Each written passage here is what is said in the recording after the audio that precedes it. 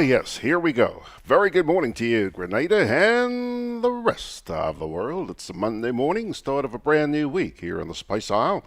I'm George Grant, and folks, I certainly hope you guys had a great weekend. Yeah, I know many of you did. I've talked to a number of you, and I know you guys had a nice weekend. Well, let's hope this is going to be a very good week. Not just fun, but productive as well. As we work towards nation building here in the Spice Isle.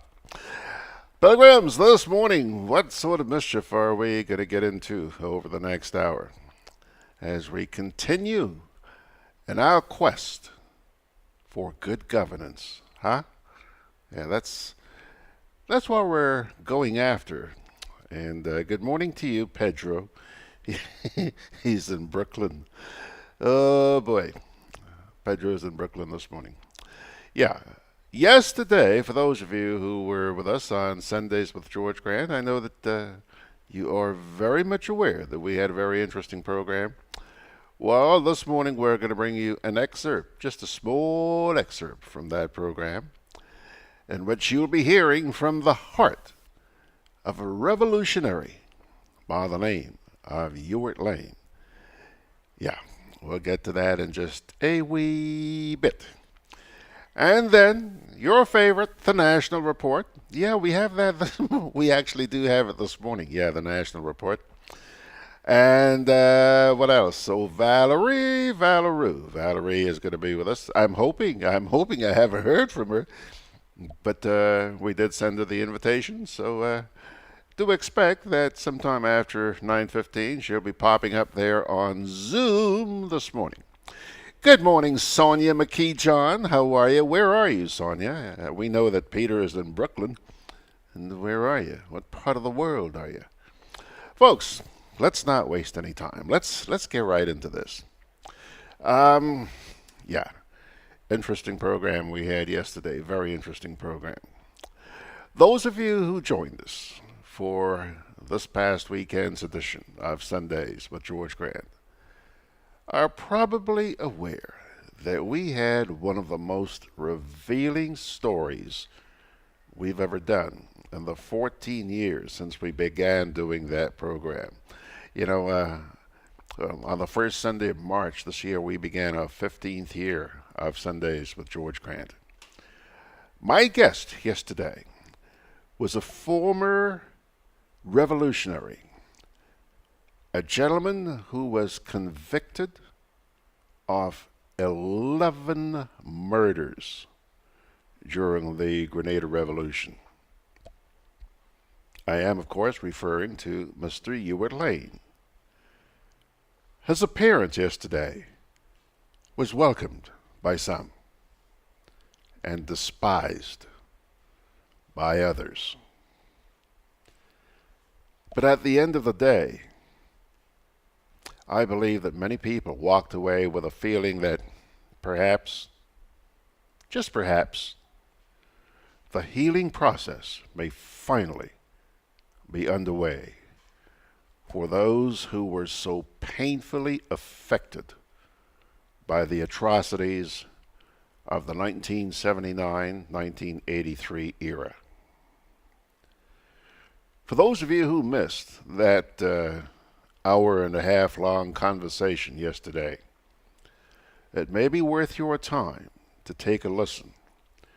It's up on Facebook, it's on YouTube, and right here on the GRENADABROADCAST.com website.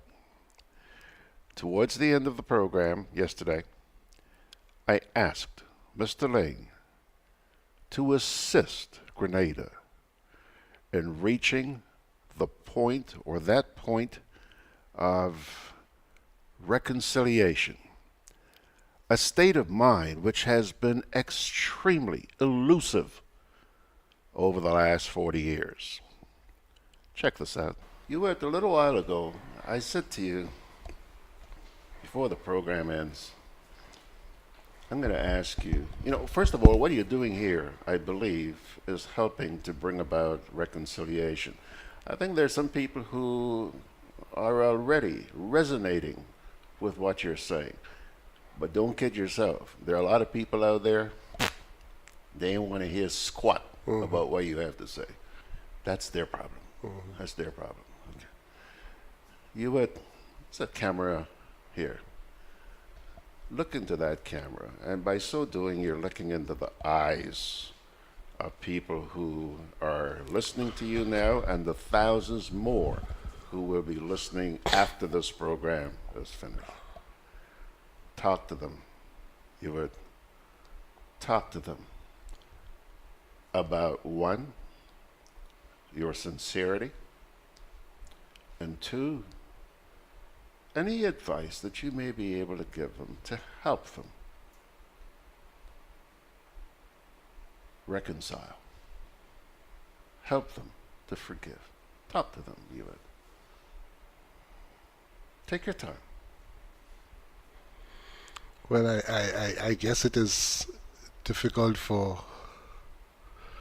me to speak about my own sincerity in terms of trying to be a salesman of the sincerity. I know I am sincere. I know I'm a sincere person. I've always been a deeply committed, deeply passionate, I think, selfless person.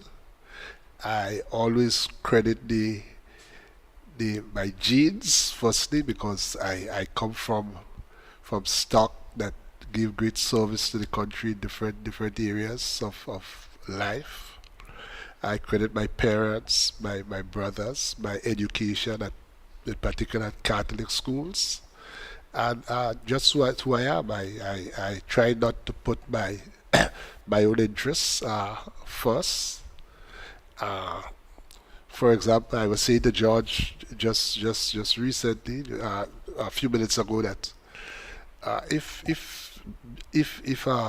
not being called to the bar is part of the price I have to pay in this entire process, a small price, a very minor price. Many have paid much higher price than that, and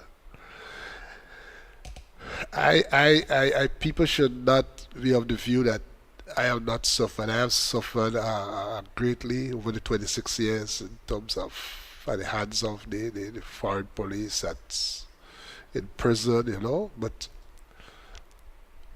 I have reached a place where it is not an issue with me. I have completely, totally, comprehensively forgiven persons who would have wronged me, who know they have wronged me, and I deal with them as brothers.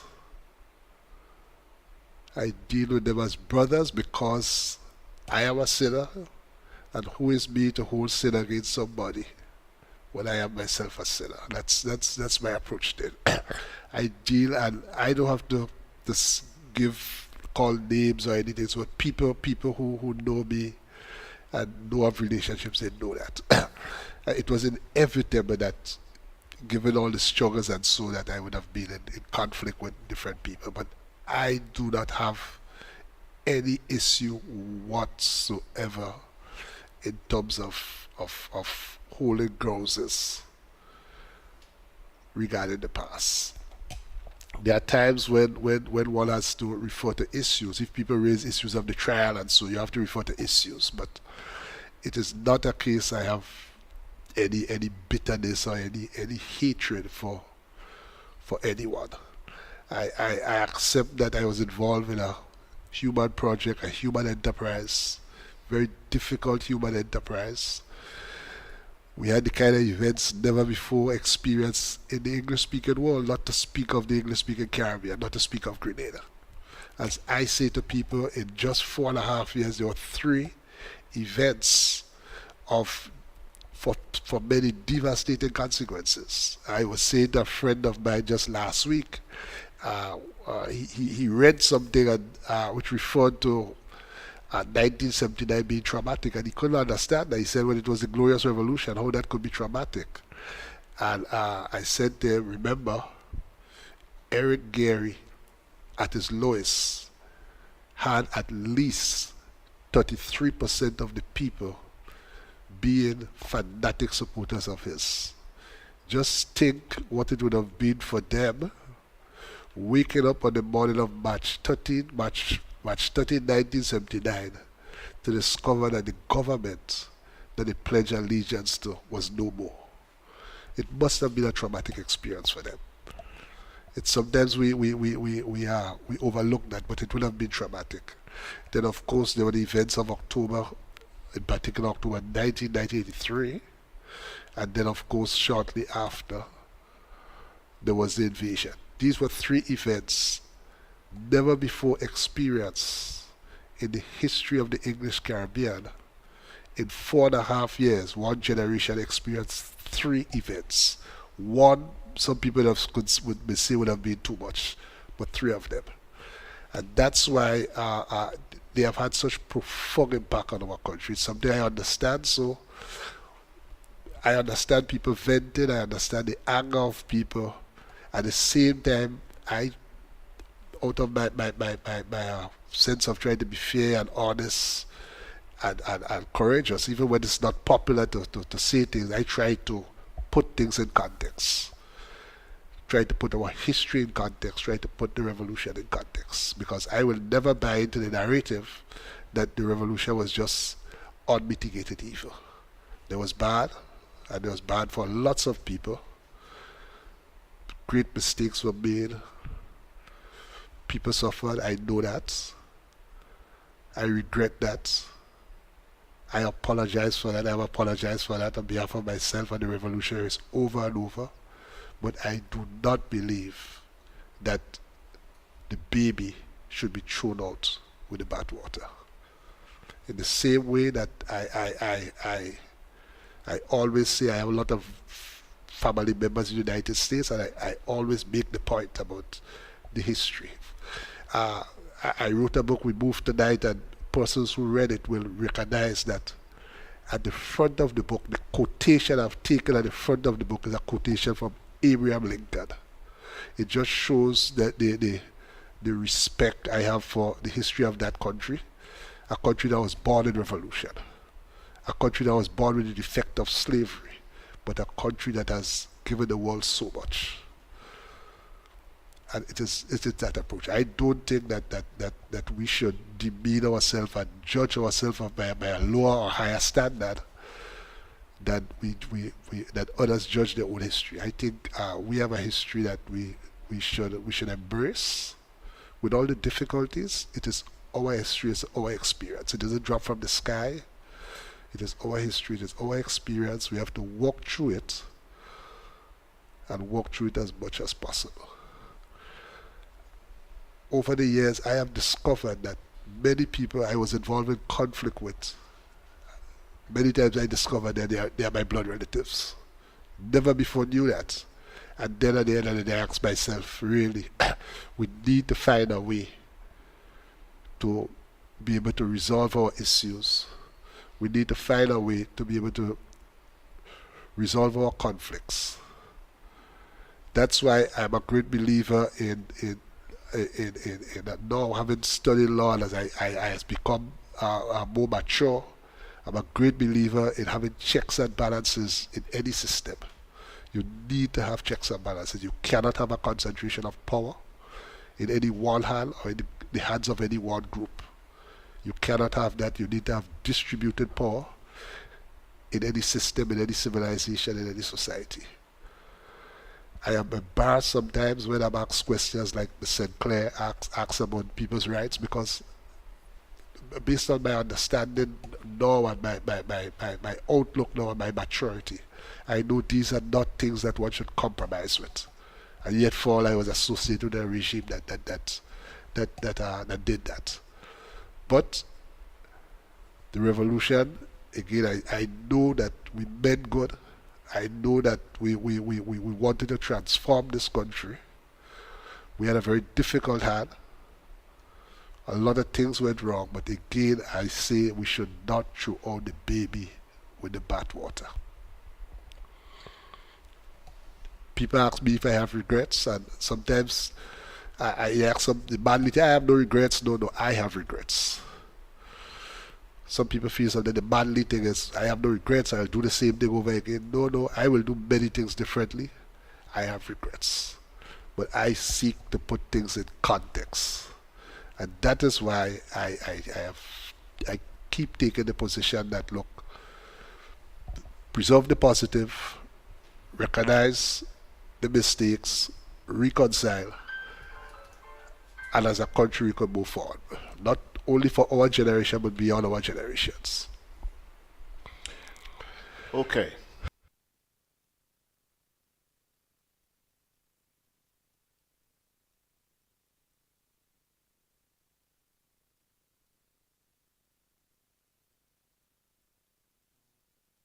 Alrighty, folks, so there you have it. That's Mr. Ewart Lane during his appearance yesterday morning on the weekend edition of Sundays with George Grant. And having sat and watched that, let me take a moment here to say good morning to the folks out there on Facebook so far this morning. I already said hi to Peter and Sonia. And Margaret saying, "Good day, guys." Sonia says, "Peter Bishop, good morning." By the way, she's in Brooklyn as well. And Sharon, yeah, Sharon, I would have been surprised if I didn't hear a comment from you this morning about that big election on the weekend, eh? Yeah. She says here, "Good morning, Gigi and family. So Skerritt beat Cameron as president of West Indies cricket." Yes, Sharon. Yes, Sharon. We got the message loud and clear. And one could only hope that this is going to be the start of big things. You know, this man has taken a lot of fire. And hopefully we're about to see some changes. You know, the proof is in the pudding. It's going to take time. Don't expect miracles overnight, which is something we here in the Caribbean have a nasty habit of doing. But hopefully, let's just keep our pinkies crossed that this is the start of something new. Edith Phillip is saying good morning to you guys. And by the way, Peter says West Indies cricket needed a change at the helm. Well, you got your change at the helm, Pedro. And a little lower down, Sonia McKee, John says, "We want Bishop's body, and that's it." Sonia, why don't you go ask the Americans for it? Weren't you listening to the program yesterday? Ask the Americans. Ask the Americans. And you know, the way we as a people are and have been behaving, I am sure that if Morris Bishop's body was handed on a silver platter or delivered on a silver platter in the marketplace downtown at 12 o'clock today, there are people who still wouldn't be happy, still wouldn't be satisfied. Sad to say. Sad to say. So, you know, while there are a lot of people hoping for reconciliation, including yours truly, sometimes it seems like just an elusive dream, which doesn't have to be. What's needed is a change in mindset. Okay, pilgrims, let's see here. Lydia has chimed in, and so has Benedict, Mr. Cadore, good morning. Miss James, good morning. Let's take a first little break here, and we'll come on back with the National Report. Juve chocolates, cocoa nibs, and cocoa balls from Diamond Estate Grenada are now available at Amazon.com, Amazon.ca, Amazon.co.uk, and GrenadaMarket.com. Try the sensational touch of nutmeg and a touch of ginger chocolates, 75% dark and rich, 100% pure cocoa, and their 60% dark and sweet chocolate bars today. Amazon Prime members enjoy free shipping on these orders in the USA, Canada, and Europe. GrenadaMarket.com. When you can't come to the island, the products of the island will come to you.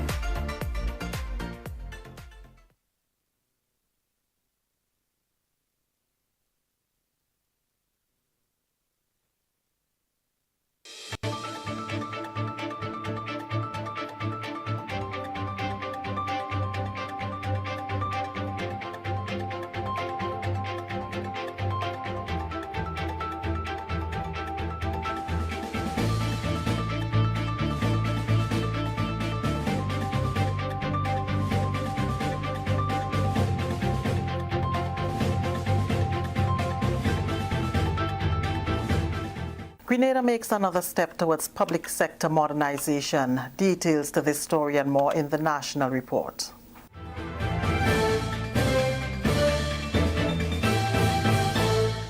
With the details to the news for Friday, March 22nd, I am Leslie Ann Johnson.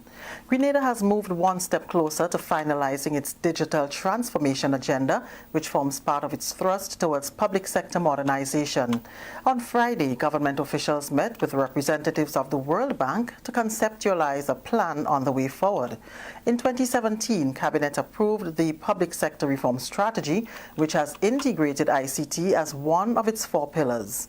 Acting Permanent Secretary in the Department of Public Administration, Ms. Rhonda Jones, says the digital transformation will enhance service delivery in the sector. We would have solicited the assistance and the support of the World Bank in fleshing out that agenda and coming up with a program of activities that we can implement that would result in the digital transformation of the public service. And so we had a meeting this morning where we were conceptualizing our digital transformation program. And so we are currently building out a project that is aimed to transform service delivery within the government of Grenada, leveraging ICT technologies. Resilience is the watchword for the program. The transformation will make the sector more accessible, easy and convenient during and even after crisis conditions. When we experience the effects of natural disasters, Hurricane Ivan, Emily, and so on, we usually suffer a huge loss in terms of the records of the government and the records of the various ministries and so on. And these are very critical records. And one of the things that this project will definitely address is the issue of resiliency in service delivery. And the backbone of that is our ability to access, to retrieve, to store the information that is entrusted to us as public officials in ways that will protect them and that will ensure that we are able to access them, whether we are operating under normal circumstances or whether we are forced to operate under crisis conditions. This move will also put Grenada ahead of its regional counterparts as the island develops cross-cutting platforms to enhance service delivery. Permanent Secretary Jones says Grenada has only one chance to get it right, hence a timeline of 5 years has been set to roll out the program.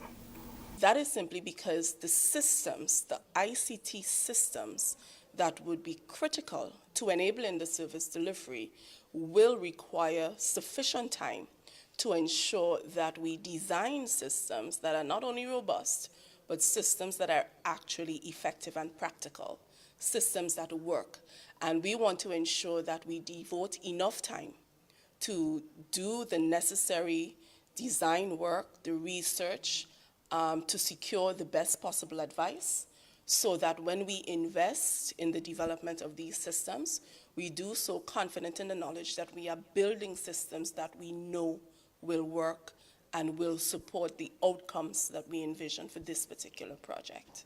Developing a national quality policy will help Grenada's push towards a blue ocean economy and energy efficiency. That's according to Mr. Derek Omar, the CEO of the Caribbean Regional Organization for Standards and Quality, CROSQ, who also says that a national quality policy document that networks all institutions and people is critical not just for trade, but also human and social development. Mr. Omar was addressing the kickoff event of a CDB-funded initiative, Strengthening of Regional Quality Infrastructure Program, Development of a National Quality Policy. It sets up consumer awareness, health and safety systems. And the quality policy also articulates methodologies to protect the quality of your environment, which is really critical because you have one of the foremost strategies of developing a blue ocean economy of all the member states in CARICOM, and that's very commendable. You're actually leading the way on that. And the quality policy will help that. A national quality policy will also articulate ideas of how to better secure energy efficiency in all your electrical appliances and in your buildings, as well as complement the development and promotion of your national building codes. And last but not least, having a national quality policy here linked with the national quality policies of other member states will surely help the development and growth of the CARICOM single market and economy, because then you have a harmonized quality infrastructure throughout the region. One of the components of this project is the development of national quality policies, or NQPs, in 3 CARICOM member states: Grenada, Antigua and Barbuda, and Suriname. The goal of this is to support and strengthen national quality infrastructure development within these states and to strengthen intra-regional trade. Minister for Trade, Industry, Cooperatives and CARICOM Affairs, the Honorable Oliver Joseph, says government throws its full support behind the CDB-funded project.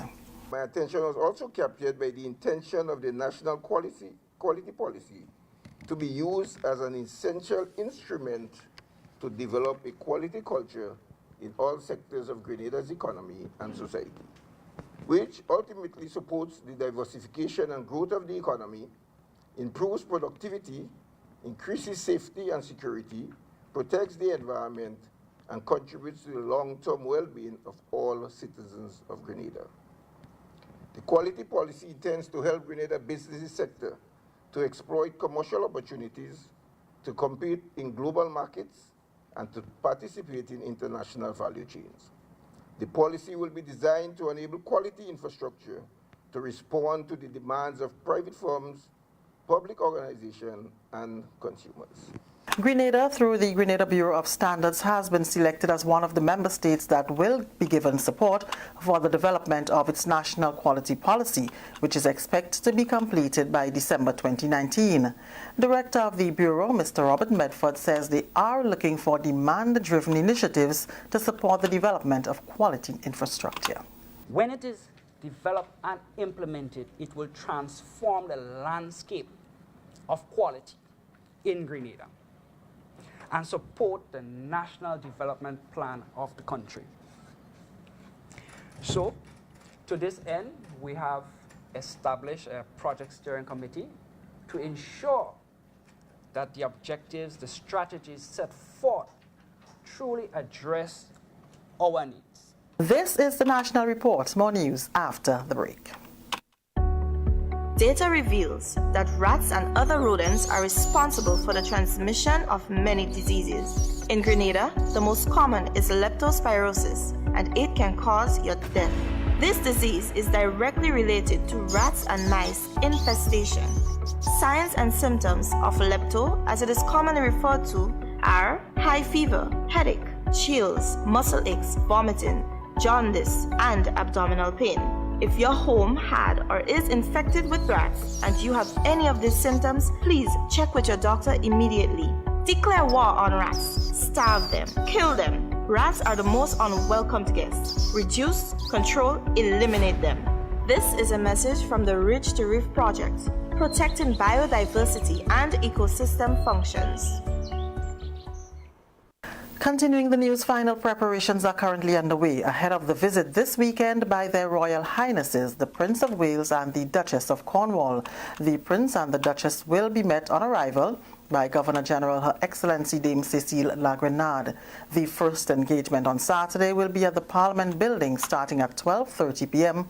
to an official Guard of Honor welcome ceremony involving our security forces and inspected by His Royal Highness and the Governor-General. Ms. Philomena Robertson, Press Secretary to the Prime Minister, highlights the activities planned for the royal visit.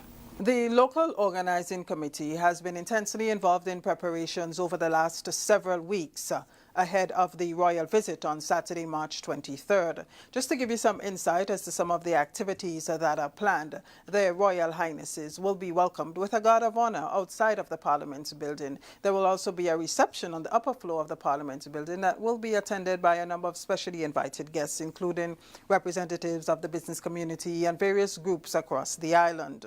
On the carronage, the Royal Highnesses will be greeted by live steel band music. There will be a farmers market set up that will display a wide array of local fresh produce and spices. At the Grenada Dive Shop on Grand Dance Beach, the Royal Highnesses will be able to view a number of marine conservation projects as well as a variety of local arts and craft. There are a number of other engagements planned, meetings with the Governor General, Her Excellency Dame Cecile La Grenade, meeting with the Prime Minister, Dr. the Right Honorable Keith Mitchell, as well as a sustainability round table. So that gives a sense of the activities that, just some actually, of the activities that the Royal Highnesses will be engaged in during their visit to Grenada on Saturday, March 23rd. The visit to Grenada is the fourth stop on a 7-country tour of the Caribbean. Other countries included on the itinerary are St. Lucia, Barbados, St. Vincent and the Grenadines, St. Kitts and Nevis, Cuba, and the Cayman Islands. Keen rivalry continued on day 2 of the zonal games in Carriacou in the lead-up to the National Secondary School Games carded for April 5th. The games on the Sister Isle is the final leg in a series of zonal meets held throughout the island. Field events were held on day 1 of the competition on Thursday between the 2 secondary schools on the island, Bishop's College and Hillsborough Secondary. Acting Sports Coordinator Curlin Peters is pleased with the zonal meets and anticipates continued support from the schools and communities leading into the final on April 5th. So far, we are shaping up on our national secondary school games to be excited, full of competition, and with a lot of spectators. Parliamentary representative for Carriacou and Petite Martinique Affairs, the Honourable Kindra Mathurin Stewart, was present to support the athletes. She's eager to take the championship trophy to the Sister Isle. I know that once we are combined, once we are together, then we are actually a force to be reckoned with. So I look forward to the national competition in a couple of weeks' time, and I know that Carriacou certainly should come out on top. Permanent Secretary in the Ministry of Carriacou and Petite Martinique Affairs, Ms. Ralda Kwamina, encouraged the students to see the games as one that qualifies them for international sports. She too is confident that Carriacou will win the April 5th games. See it as the meet that would put you out on the world stage. We never know who is looking on. So the athletes of the secondary schools in Carriacou go out and display athleticism on the tracks. Be the best that you can be.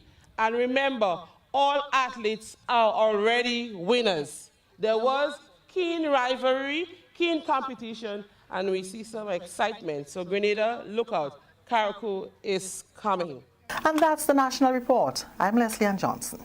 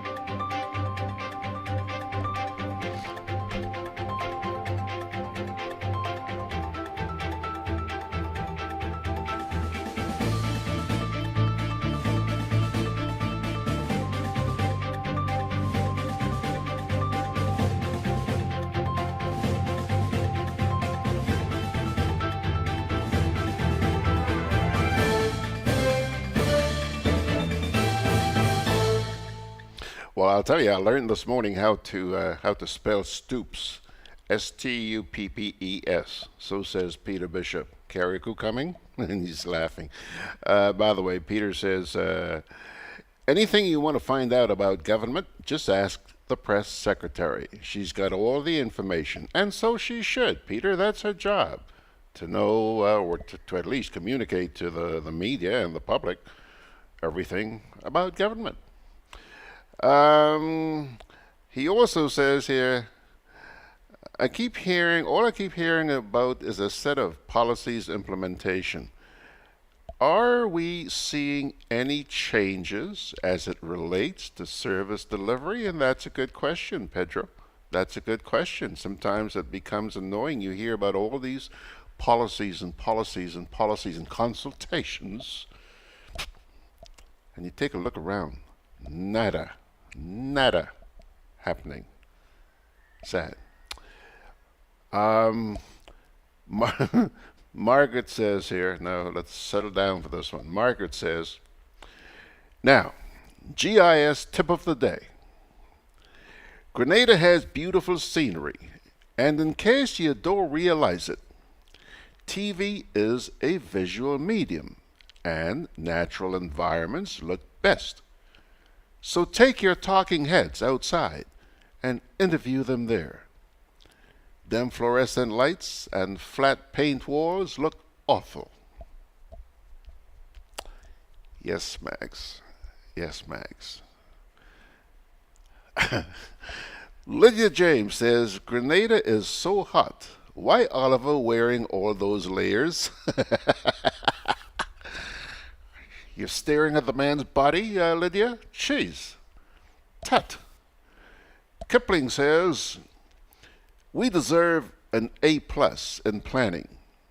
Always planning with no end. Electioneering planning. Read between the lines to what Kippy is saying. Anthony says,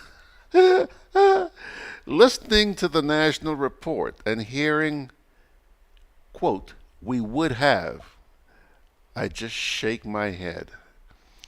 He says, I ask myself, why they continue to confuse themselves. If you have an answer someday, my friend, I don't know if you live long enough, but if you come up with an answer, let us know. We'd appreciate it. Peter says, what will be important is to ensure we do not fire our senior public servants because we believe he or she is not supporting the ruling party. We're paying out too much money for wrongful dismissals. It's been going on for a while, Pedro. Been going on for a while. And Anthony is checking in from Prospect Park. So I'm assuming, Anthony, that you did go for your walk this morning and that you're in touch with us using your smartphone like James was yesterday. Wasn't that neat? James was actually running up here yesterday from wherever, and we got to see him on that run thanks to his smarty phone. I think that's going to do it. Now, I'll tell you. Oh, hold on a sec here. Hold on a sec. Lincoln is saying, good morning, everyone. May God help us all. Have a beautiful, blessed day. I listened to the whole program yesterday and was very disappointed. Most of the people I've spoken to about the death of Maurice Bishop and others who were executed in 1983 would love to know what happened to the bodies after the execution before the USA invaded. Stop blaming the USA. The bodies were not taken to a funeral home. If they were dumped and burned, tell us. Well, you seem to know something that we don't know, Lincoln. Why don't you tell us? Huh? I'm not going to continue that discussion this morning. I think enough was said yesterday. Enough was said. Enough was said. And I'm still hoping that the day will come when we can put this to rest. But as was mentioned yesterday, for some people, there will be no rest because these people are not who or what they say they are. God's children. Let's move right along, folks. Now, Valerie, Valerie is there. Valerie is not there. Since about 9:15 this morning. That's about 25 minutes now. Valerie has been popping up and popping off. Popping on, popping off. Popping on, popping off. Popping on, popping off. Popping on, popping off. See, there she goes. There she goes. So I'm going to try to establish contact with her. I know she has been trying, but let's take a little break here, and we'll come on back with Valerie. Margaret here is responding. Margaret says, Lincoln Roberts, nobody disputes that the bodies were taken to Calavini and burned, but it is also true that the U.S. found and took the bodies away. So at the end of the day, one has to ask for them now. Thanks, Margaret. Thanks. I don't know, Margaret, like I said, there's some people who don't really want to know the truth. Bottom line, they don't really want to know the truth. And you can try from now until the cows come home. You will never succeed in convincing them. And we acknowledged that yesterday. This was a painful, very painful time for a lot of Grenadians, and still is. But damn it, you cannot go through life torturing yourself, and in so doing, torturing others who are trying desperately to move on. Desperately. Enough said. Folks, let me take a little break here and come back with you in a wee bit.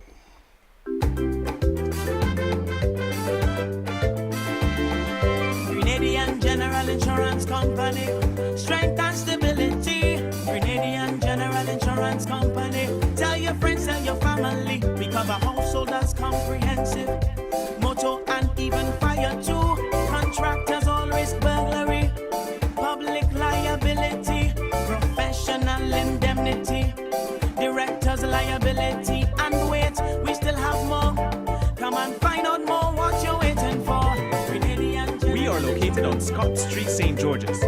For more information, call 440-2434. Tell everybody. Hey, Lynn. Hey, neighbor. Here's the bill I asked you to pay for me. How did you get your electricity bill to be so low? For one, we size our transformers just for what we need. And we unplug transformers, chargers, and other devices when they're not in use. We also replaced our light bulbs with LEDs. They burn less energy, right? Much less. I even replaced the seal on my refrigerator door to keep the cold air in. And Grenlec is always advising us not to open the fridge too often. That's right. And my family washes and irons in bulk. With fuel prices changing all the time, how do you know if it is working? We pay attention to the usage history table. Over time, our average usage has decreased. So while Grenada can't control fuel prices, I can conserve energy and save money. Grenlec, energizing our Grenada. With free island-wide delivery, Hubbard's Building Supplies and Lumber Departments continue to provide the best quality lumber, steel, tiles, plumbing materials, electrical, and general hardware supplies at competitive prices. We continually consult with builders, homeowners, and contractors to improve product range and services. Enjoy discounts where applicable, including the use of credit and debit cards. At Hubbard's Building Supplies, Grandance, and Lumber Department, Caranage, we offer quality service, affordable prices, giving you the convenient, reliable, free island-wide delivery. Call 440-2087 for all your home improvement and building solutions. Alrighty, folks. Alrighty. I'll tell you what. Let's give it a shot. There she is. I'm hoping that she can hear me. Can you hear me, Valerie? Valerie's not hearing me. Boy, we are having... Good morning. Good morning, Valerie. You hearing me? Yes, Well, she's gone now. Hold on a sec. I'm sure she's going to come back on. Hold on a second. Yeah. That's what's been happening since about 9:15 this morning. But we're very persistent because we want to get her on here. So just hang on a wee bit, and hopefully she's going to click on that link again and come back up. She's been doing it for the past little while. I'm not going to wait indefinitely, but hopefully. Okie doke. Hang in there.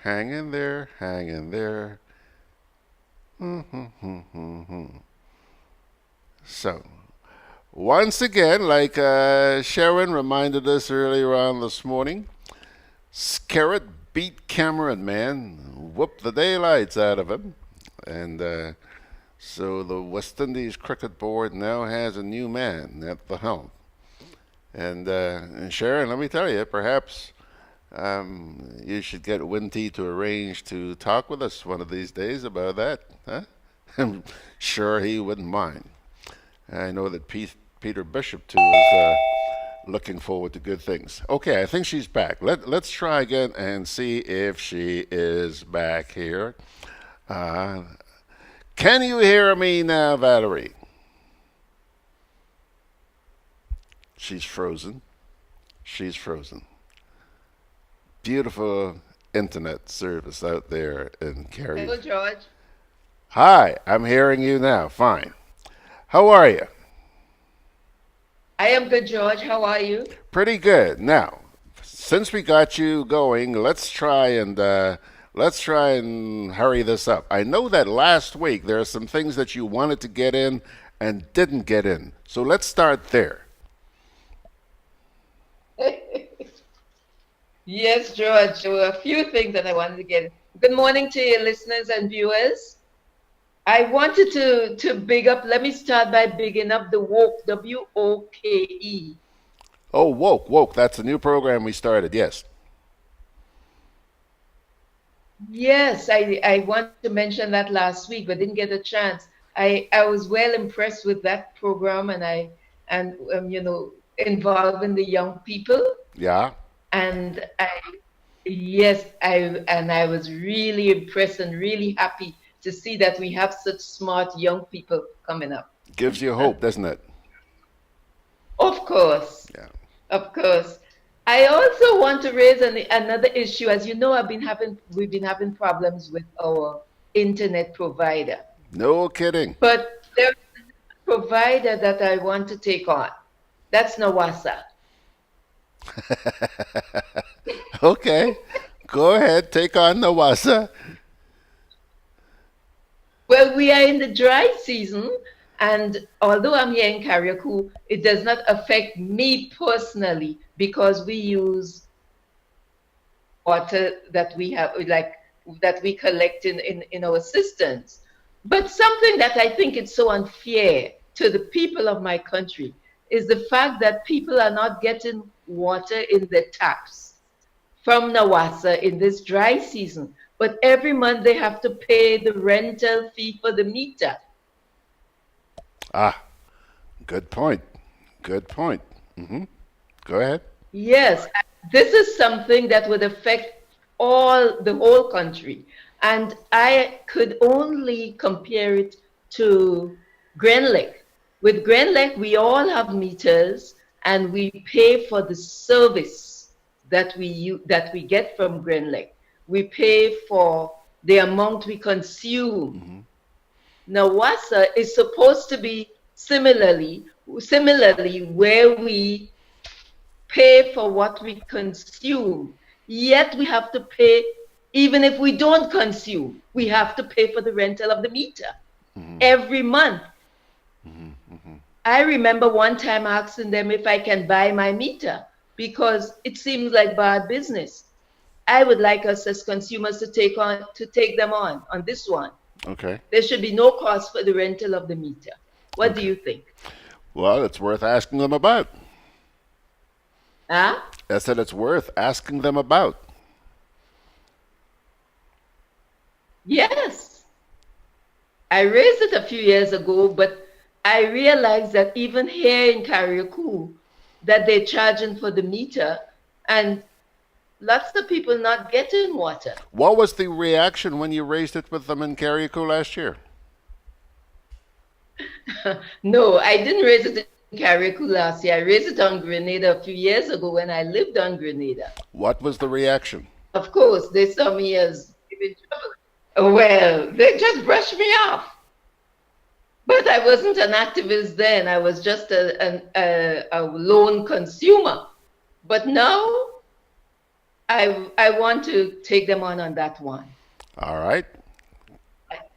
I hope that the people of your listeners and viewers and the people of Grenada will agree with me and help me in this fight.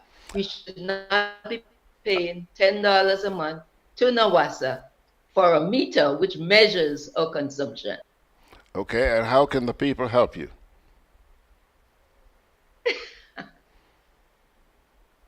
Well, we can start a conversation and start talking about it. Start with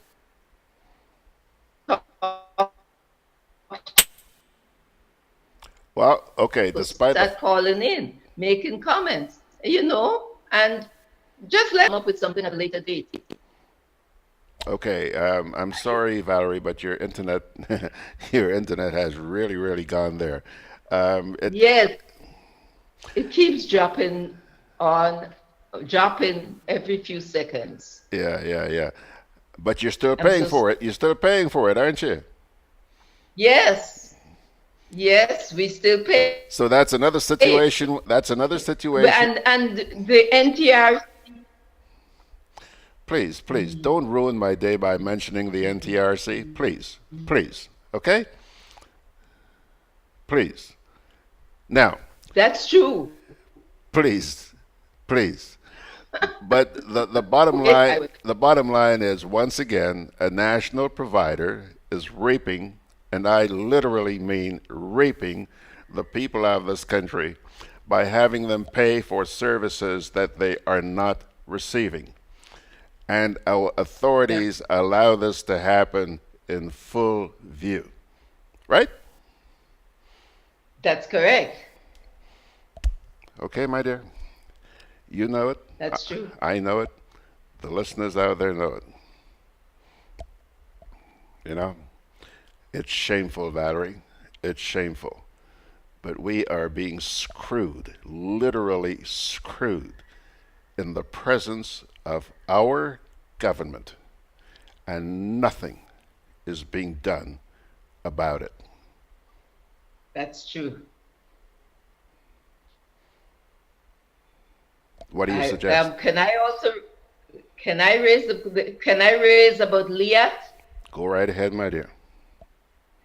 Liat, I see that our government is going to be giving them some money, but my problem is I'm not talking about the money. I'm talking about the size of the staff for the number of airplanes they have. Do you know that they have 900 and something staff members? Yeah. Isn't that top heavy? I don't know. And they have just... Go ahead, but I don't know. I would personally refrain from answering such a question unless I had looked into, the number of staff versus the number of airplanes and the quality of service they provide. But yes, I do understand. Okay, then. Okay. Well, all right. Well, I've made my point there anyway. I've made a statement, and we leave it there for now. Okay. But I have been researching the way I checked the website, and when I saw the number of staff members, I was surprised. Yeah. You know, the way these folks run businesses here in the Caribbean is just something else. Yeah. Everybody complains, including our prime ministers, about the taxes that the government's put on Liat, which result in you and I paying ridiculously high airfares. And Valerie, for how many years have they been bitching about that? How many years, Valerie? Something has to be done. Something must be done. Something will be done. Something is being done. Valerie, the fare's still high. The tax is still there, Valerie. Yeah. But that company has been in operation since 1974. Yep. This is now 2019. Yeah. They shouldn't be where they are now. Yeah.